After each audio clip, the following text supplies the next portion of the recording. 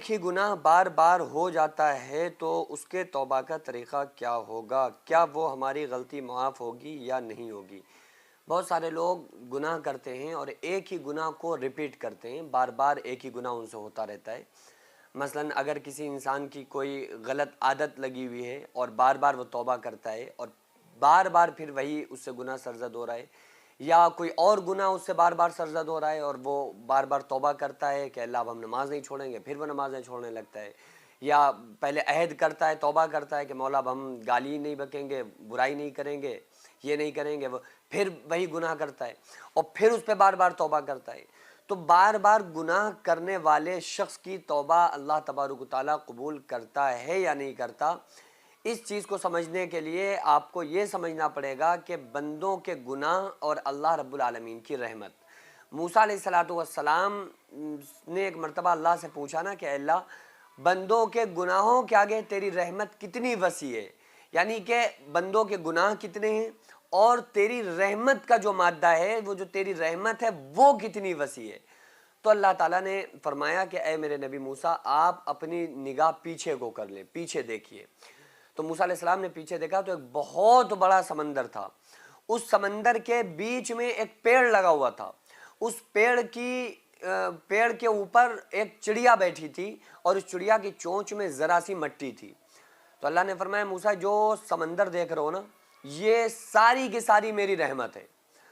اور اس سمندر کے اندر جو پیڑ لگا ہوا ہے اور اس پیڑ پر جو چڑیا بیٹھی ہے، وہ چڑیا ساری دنیا کے انسان ہیں، اور اس چڑیا کی چونچ میں جو مٹی ہے وہ سارے انسانوں کے گناہ ہیں۔ تو اگر یہ معمولی سی مٹی اس سمندر میں گر جائے تو کیا سمندر پر کوئی فرق پڑے گا؟ موسیٰ علیہ السلام نے کہا مولا بالکل کوئی فرق نہیں پڑے گا، ہرگز کوئی فرق نہیں پڑے گا، کیا اثر ہوگا اتنی سی مٹی اگر سمندر میں گر جائے؟ تو اللہ تعالیٰ نے فرمایا کہ اے میرے نبی موسیٰ، جب میرا بندہ کوئی گناہ کرتا ہے اور مجھ سے بخشش طلب کرتا ہے تو مجھ پر پھر کوئی فرق نہیں پڑتا، اور میری رحمت اتنی وسیع ہے کہ ہم اس کو معاف کر دیتے ہیں۔ تو آپ یہ دیکھیں نا کہ بندوں کے گناہوں کے آگے رب کی رحمت کتنی وسیع ہے۔ اللہ تعالیٰ نے اس کو خود فرمایا حدیث قدسی میں کہ میری رحمت میرے غصے سے آگے بڑھ گئی ہے، یعنی اللہ کا جو غضبناک ہونا ہے نا، اللہ کا غصہ اور اللہ کی رحمت، تو اللہ کی رحمت اللہ کے غصے سے آگے بڑھی ہوئی ہے۔ تو جبھی تو ہم گناہ کے کام کرتے ہیں، کتنے گناہ کے ہم کام کر رہے ہیں،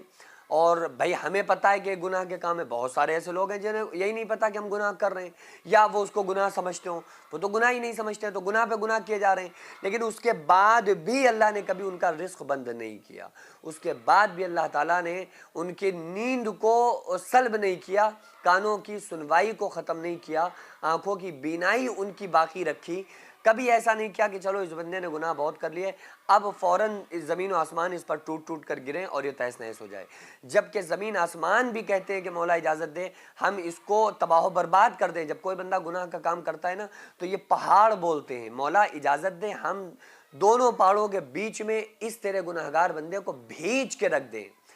یہ دریا بولتے ہیں، سمندر کہتے ہیں مولا اجازت دے ہم ان گناہگار بندوں پہ چڑھ جائیں، ان کو ڈبا لیں اپنے اندر۔ زمین کہتی ہے مولا اجازت دے تو ہم پھٹ کے اس گناہگار انسان کو نگل لیں۔ اللہ فرماتا ہے اے زمین و آسمان خاموش ہو جاؤ، اگر یہ تمہارا بندہ ہے تو بے شک جو چاہو اس کے ساتھ کرو، لیکن اگر یہ میرا بندہ ہے اور واقعی یہ میرا بندہ ہے تو اس کو اس کے حال پر چھوڑ دو، کبھی تو آئے گا توبہ کرنے۔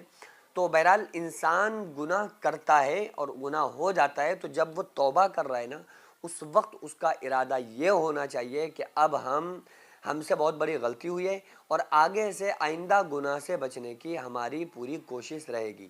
اور منہ پہ تھپڑ مارنے کا نام توبہ نہیں ہے۔ حدیث پاک کے الفاظ ہیں ان ندامہ توبۃ، گناہوں پہ شرمندہ ہونا توبہ ہے، یعنی کہ بندہ گناہ پہ نادم ہو جائے نا کہ مولا یہ ہم مانتے ہیں کہ ہم سے گناہ ہوا ہے، یہ اڑے رہنا نہیں چاہیے، اکڑے رہنا نہیں چاہیے کہ نہیں بھائی ہم تو کوئی گناہ کرتے نہیں، اللہ کے سامنے آ کے بالکل اپنے آپ کو ڈال دیں اور کہیں کہ مولا بس ہم سے گناہ ہوا ہے، ہم مانتے ہیں کہ ہم نے گناہ کیا ہے، پر تو ارحم الراحمین ہے، ہم سے غلطی ہو گئی، ہم اس پر نادم ہیں، ہم تجھ سے معذرت کرتے ہیں، تو ہمیں معاف فرما دے۔ یہ دل کے اندر ندامت ہونا پھر اللہ سے اس بات کا اقرار اللہ کے سامنے کرنا ہے کہ مولا اب ہم گناہ نہیں کریں گے، تو اللہ تبارک و تعالیٰ اس کو معاف کر دیتا ہے، گرچہ وہ گناہ پھر 100 مرتبہ 500 مرتبہ کیوں نہ ہو جائے، لیکن اللہ تبارک و تعالیٰ معاف کرتا ہے۔ لیکن یہ روٹین بنا لینا کہ بھائی اب تو ہم گناہ کریں گے کیونکہ اللہ معاف کر دے گا، یہ بہت بڑی انسان کی بے وقوفی ہے، یہ بہت بڑا گناہ ہے۔ بھائی گناہ دھوکے سے انسان سے ہو گیا، پھر وہ اللہ سے بار بار معافی مانگ رہا ہے تو اللہ تعالیٰ معاف کرے گا، اور گناہ کوئی بندہ کرے اس لیے کہ ہمیں تو اللہ معاف کر دے گا، تو یہ تو انسان کی نادانی ہے، بے وقوفی ہے، پھر یہ ہٹ دھرمی ہے کہ نہیں ہم تو گناہ کریں گے کیونکہ یہ ہمارے پاس آپشن ہے کہ اللہ تعالیٰ معاف کر دے گا۔ یہ نہیں ہونا چاہیے، دل میں اس وقت یہ ارادہ ہونا چاہیے کہ مولا اب ہم گناہ نہیں کریں گے، اب تو ہمیں گناہ سے بچا لے، گرچہ پھر گناہ بعد میں ہو جائے، پھر انسان توبہ کرے اسی ارادے کے ساتھ، گرچہ پھر اس کے بعد وہی گناہ ہو جائے، لیکن ارادہ اس وقت مضبوط ہو انسان کا، اور انسان